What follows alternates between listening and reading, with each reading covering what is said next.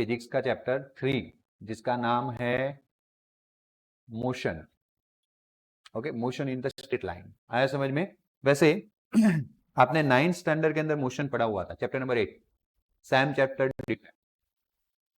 Okay, इसलिए मैं फटाफट से खत्म करूंगा। 18 चैप्टर 8 ज्यादा पेज की थ्योरी नहीं है, थ्योरी पढ़नी है पहले, फिर मैं चैप्टर नंबर 1 एंड 2 के न्यूमेरिकल पढ़ाऊंगा एंड देन 8 पे आऊंगा। गॉट? तो give the some examples of the motion. Motion के बारे में पढ़ रहे तो सबसे पहले वो पता होना चाहिए कि व्हाट इज द मोशन। कोई बता सकता है व्हाट इज द मोशन?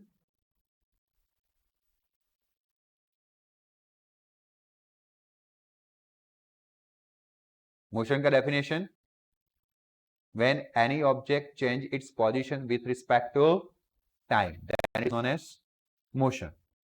तो motion is a common to everything in a universe.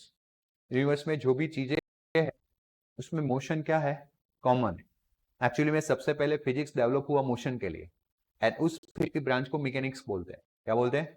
तो we are dealing with the mechanics. 11th science में हम मेजोरिटी मैकेनिक्स के साथ डील कर रहे हैं, and then later on 12th में आप जाओगे ना, तब हम electric field, magnetic field, electromagnetic waves के बाद ऑप्टिक्स होता है उसके साथ डील करेंगे।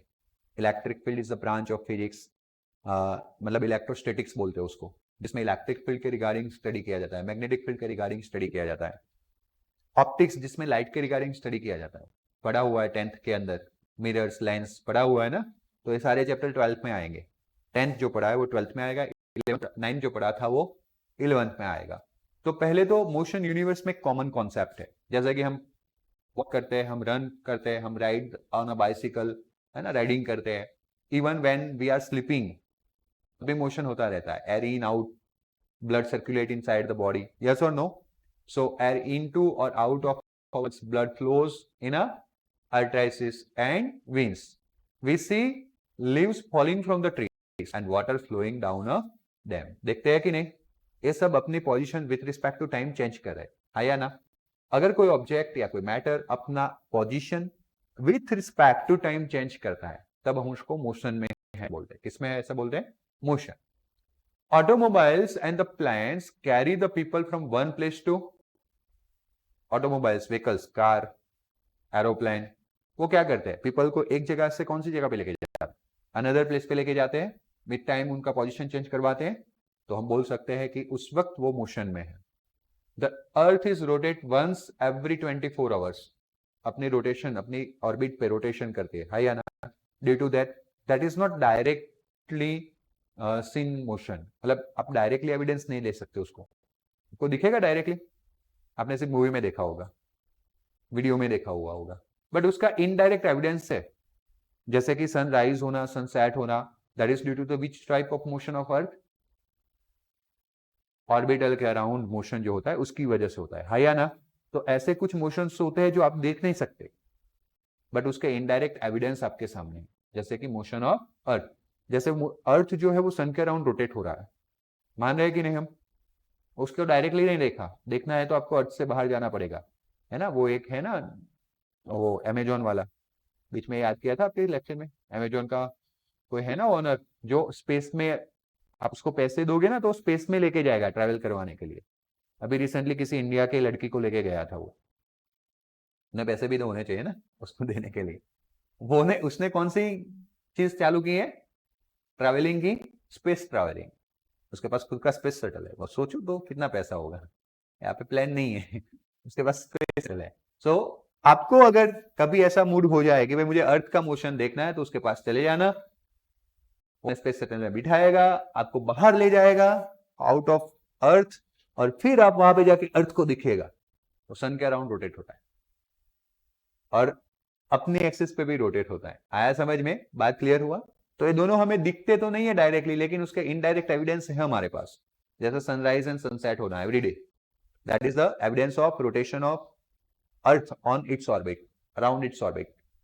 एंड ईयर या सीजन्स जो होता है वो rotation of earth around the sun, उस मोशन का एविडेंस है ना।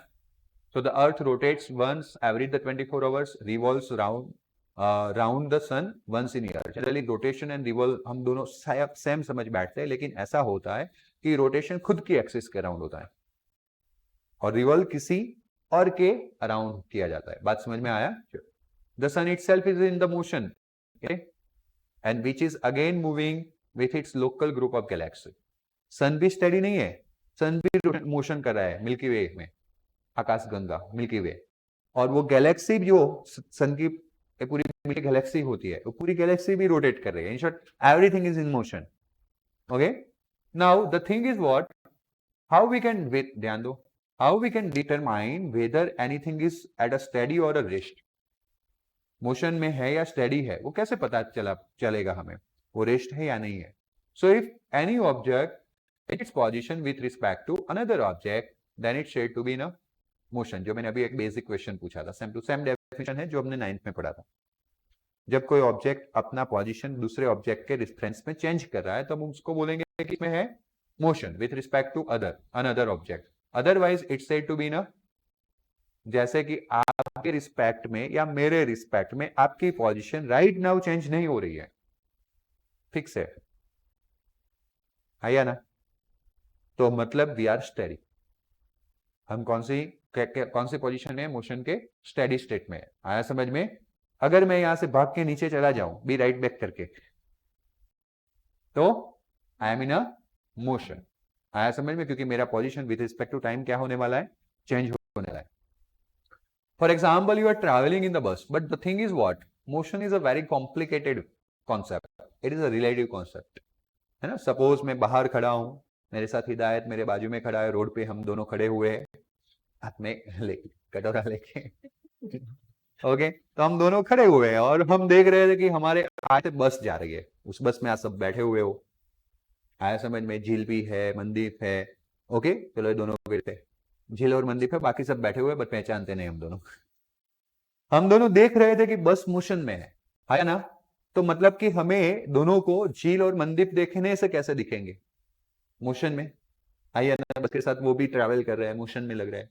तो मैंने बोला हिदायत को कि झील मोशन में है, देख लो, तो बोला इट्स ओके, बट मनदीप ने देखा तो झील स्टेडी था।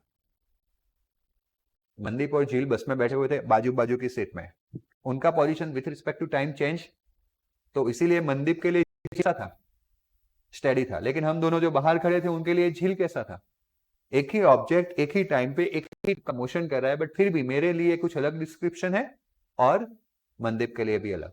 ऐसा क्यों हुआ? तो हमारा दोनों का रेफरेंस जब हमने ऑब्जर्व किया मोशन ऑफ झील, तो मनदीप का और मेरा, हम दोनों ऑब्जर्वर थे, हम दोनों का रेफरेंस अलग अलग था। मैं और हिदायत ग्राउंड पे खड़े थे, तो हमने हमारे ग्राउंड को रेफरेंस मान लिया, अर्थ सरफेस को रेफरेंस मान लिया, और अर्थ सरफेस की रिस्पेक्ट में हमने झील को मोशन में बताया। आया ना? ओके, बट जब मनदीप ने झील के मोशन का स्टडी किया, तो मनदीप जो है वो बस में बैठा हुआ था, वही बस में जिस बस में झील बैठा हुआ था, तो उसने किसको रेफरेंस मान लिया, बस की सीट को। मेरा सीट में से हिल नहीं रहा है, मतलब वे मोशन में नहीं है। आया समझ में? So that is the thing, when references change, the way of description of motion going to be changed, and that's why always motion is a relative concept. Which concept? Relative concept. आया समझ में? कभी कभी ऐसा होता है कि train में बैठे होगे ना अभी, तो सब लोग या तो कार में बैठे हो, हमारा कार सिग्नल पे कहीं स्टेडी है, आया समझ में, ट्रेन कहीं स्टेडी है, और हम हमारी दुनिया में गुल थे, हमें इतना पता है कि भाई कहीं स्टेशन पे ट्रेन रुकी हुई है और कहीं सिग्नल पे हमारी कार रुकी हुई है, और अचानक से हमारा विंडो की ओर नजर जाता है और हमें ऐसा लगने लगता है हमारी कार पीछे जा रही है, पापा ब्रेक लगाओ, या हमारी ट्रेन जा रही है, पापा बोलते कार तो खड़ी है, या थोड़ी देर के बाद ट्रेन तो खड़ी ही है। ऐसा हुआ है? नहीं हुआ? क्यों ऐसा होता है? नहीं देखा आपने? ऐसा कभी नहीं फील हुआ? वाह, you are the great peoples. Okay, मेरा तो ये पढ़ाने के बाद भी ऐसा फील हो जाता है क्योंकि मैं तो ड्राइवर सीट पे बैठा हुआ होता हूँ, कुछ ना कुछ सोचता रहता हूँ, किसी को कॉल करता रहता हूँ, सिग्नल आया रुक गया, इधर इधर सिग्नल आके तो क्या करने का, इधर इधर ही देखने का ना। देखते देखते अगर बाजू वाली गाड़ी को देखा तो सडनली मुझे लगता है मेरी गाड़ी पीछे जा रही है, तो मैं तुरंत ब्रेक पे पैर रखता हूँ, बट ब्रेक पे पैर ऑलरेडी होता है, फिर पता चलता है भाई मेरी गाड़ी पीछे वाले की, बाजू वाले की गाड़ी आगे जा रही है। This is the concept, this is the relative concept. अगर मेरा गाड़ी स्टेडी है तो स्टेडी है, लेकिन मैंने किसके रेफरेंस में ऑब्जर्वेशन चालू कर दिया, उसके रेफरेंस में, और उसकी गाड़ी कहाँ बढ़ रही थी, तो मुझे ऐसा लगेगा कि गाड़ी पीछे जा रही है। ऐसा ट्रेन में होता है, देखना कभी जाओ विंडो सीट पे बैठो, स्टेशन पे हो, धीरे धीरे करके बाजू वाली ट्रेन चालू होगी ना, वी फील यस हमारी ट्रेन चालू हो गई, लेकिन नहीं चालू होती, बाजू वाली आगे चली गई, आप वहीं पे हो। बात समझ में आया? So this is the thing, motion is the which concept, relative constant according to the reference description of motion going to be change. हमें पढ़ने में उतना कॉम्प्लिकेशन नहीं लाना है, इसीलिए for the reference describing the position as a reference we are going to use Cartesian x y and z perpendicularly mutually perpendicular axis हम लेंगे, और उसका जो ओरिजिन है उसको हम क्या बता देंगे, रेफरेंस। आगे समझते हैं। You are travelling in the bus, जो मैंने ऑलरेडी काफी ज्यादा एग्जांपल्स दे ही दिए, पढ़ना बाकी रहा है। With the constant velocity, book is there besides you, the book is stationary with respect to you. मैंने झील और मंदिप वाली बात की थी ना, वही हो गया। अब एक बंदा बुक लेके बैठा हुआ है, बुक बाजू में रखा हुआ है, तो बुक उसको कैसा दिखेगा, स्टेडी, स्टडी दिखेगा कि नहीं दिखेगा, but the book is in motion with respect to stationary observer on the road. But अगर रोड पे से कोई और बुक को देख रहा है तो उसको कैसा दिखेगा, इन द मोशन। आया समझ में?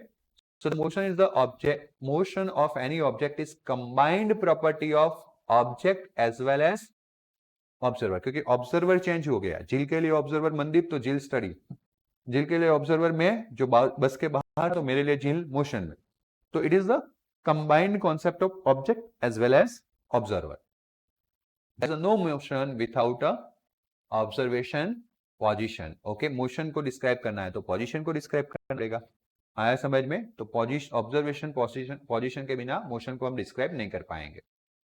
When an object is said to be a particle, object को particle कब बोलेंगे? When we said the object as a particle, object को as particle कब लेंगे? अभी देखो भाई, ऐसा है कि बड़ी ट्रेन है, सर्वल किलोमीटर 1 किलोमीटर लंबी होती है। अब मुझे ट्रेन को डिस्क्राइब करना है, मतलब ट्रेन के मोशन को स्टडी करना है, तो मैं ट्रेन को बड़ा सा ट्रेन मान के नहीं कर पाऊंगा, इसलिए मैं ट्रेन को एक पॉइंट मान लूंगा। I will consider that big train is a point, big train is a particle, और एक पॉइंट में ए पॉइंट से लेके बी पॉइंट पे रखूंगा। मैं फिजिक्स में क्या करूंगा, this is the position of train, this is train, और वो यहां से बी पॉइंट पे गया, दिस इज अगेन ट्रेन, तो मैं उसको पॉइंट से रिफाइन कर रहा हूं। क्योंकि इतने बड़े पार्टिकल्स के साथ डील करना होता है, तो we have to take some assumptions. तो हम कब ऐसे बड़े बड़े ऑब्जेक्ट को पार्टिकल मान सकते हैं, वो क्वेश्चन है। So the concept of particle is most important in the mechanics. Actually whenever you dealing the any types of problem in the motion, yeah, related to the motion in the mechanics, mechanics is the branch of physics which relate with the, yeah, which in which we are going to study of motion, उसको mechanics बोलते हैं। Got it? और mechanics में जब भी किसी object के motion का डिस्क्रिप्शन या स्टडी कर रहे हो, आप उनको पार्टिकल ही मानोगे। क्या मानोगे? Particle. So particle is the main concept of the motion. Particle means जो मैंने यहां पे बताया था, point like object having the mass. A point like object जो ट्रेन है, और उसको पूरा मास दे देना है ट्रेन का जितना है, 1000 kg तो 1000 kg। बट हमारा एक कंसिडरेशन है, जब तक हम एक कंसिडरेशन नहीं मानेंगे तब तक हम आगे बढ़ पाएंगे नहीं। पार्टिकल इज द, उसका ना कोई डायमेंशन होता है, ना लेंथ, ना ब्रेथ, ना हाइट, कुछ भी नहीं होता है। Point is just dimensionless geometric representation. That is so it is a ideal concept and it has no found in a, it is not in a real. It can be perform linear motion. Particle जो है वो linear motion पर, वैसे it can be perform any type of motion. यहाँ पे हम straight line motion पढ़ रहे हैं, तो linear motion. In the following cases object can be considered as a particle. An object can be said to be a particle if it is moving in a which line? Straight line, such that all its particles come over same distance in the same time. क्या बता रहा है? किसी object को particle के तौर पे consider कर सकते हैं जब वो पार्टिकल या जो वो ऑब्जेक्ट स्ट्रेट लाइन में मोशन कर रहा हो, और उस ऑब्जेक्ट के अंदर जितने भी पार्टिकल्स थे वो सारे के सारे स्ट्रेट लाइन में मोशन कर रहे हो और सेम टाइम में सेम डिस्टेंस कवर कर रहे हो। तो ट्रेन को वापस लेते हैं। ट्रेन का इंजन होता है और एक गार्ड डिपार्टमेंट होता है पीछे, आया ना? तो ट्रेन के एंजिन अगर 10 किलोमीटर कवर किया तो घाट डिपार्टमेंट ने भी कितना किया होगा? इन शॉर्ट 10 ट्रेन बड़ा ऑब्जेक्ट काफी सारे पार्टिकल्स में बना होगा। इन शॉर्ट एवरी पार्टिकल कितना डिस्टेंस कवर करेगा? Same to same distance cover करेगा। This is a solid particle, है या ना? मानो कि इसका स्ट्रेट लाइन में मोशन है तो सारे पार्टिकल सीधे जा रहे हैं ना, सेम डिस्टेंस कवर करेंगे ना, कि कुछ पार्टिकल रह गए इधर? नहीं रह सकते। आज में ऐसे केस में, खास करके सॉलिड के केस में, हम उनको कैसे ले सकते हैं? पार्टिकल नेचर में ले सकते हैं। बात क्लियर हुई? First assumption. दूसरा कब पार्टिकल नेचर कंसीडर कर सकते हैं? When the dimension of two objects are negligible with respect to distance between them and then those object can be consider as a particle. जैसे कि एक ट्रेन को अहमदाबाद से मुंबई ट्रैवल करना है, तो what is the distance between Ahmedabad and Mumbai? Almost 500 kilometre, 600 kilometre, okay, more precisely होगा 600 रो। But what is the length of train? Probably 1 kilometre. तो 600 is much bigger compare to the dimension. जो डिस्टेंस कवर करना है वो बहुत ज्यादा है, किसके कंपेयर में? Dimension of train. That at that cases हम ऑब्जेक्ट यानी कि को कैसा कंसीडर कर सकते हैं? पार्टिकल। पॉइंट। बात समझ में आया? अगर अर्थ और सन के बीच में ग्रेविटेशनल फोर्स की बात कर रहे हैं, so the masses of earth and sun are concentrated at the centre. Centre को ही लेते हैं हम सिर्फ। अर्थ कितना करते हैं हम ऐसा ड्रॉ करेंगे, this is the earth, this is the sun. The distance between earth and sun is, first chapter, distance between earth and sun is, average distance between earth and sun is, oh, ah, 1 astronomical unit. And what is the value of 1 astronomical unit? -10 तो ऐसे आ जाएगा, अर्थ and सन गलत, 10 भी गलत, 10⁻11 गलत। अब आगे जाओ धीरे धीरे। 1.496 इंटू 10⁻15 ना, घर पे जाके 1.496 into 10⁻15 metre, that is 1 astronomical unit, है ना? अब जब पढ़ाई बातें याद नहीं आएगी ना, तो मेरी आंखों में आंखें डाल के नहीं देख पाओगे, झुका देनी पड़ेगी, है ना? और जितना सर झुकेगा उतना आप सही रास्ते पे हो, ऐसा ही ना?